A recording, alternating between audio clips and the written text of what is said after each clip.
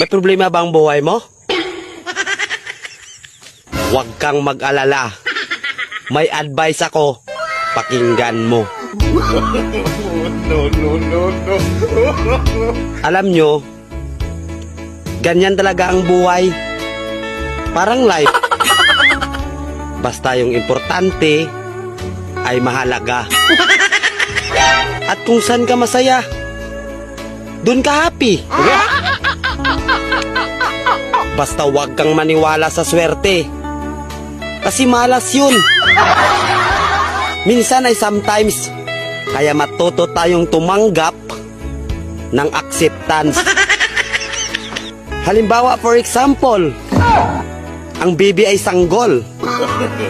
So kung di mo intindihin, you don't understand. Basta kaibigan, lagi mong tatandaan that wherever you go are there. At the end of the day, ay gabi na. At alam mo, walang umaga sa Japan. Kasi lahat sila ay hapon.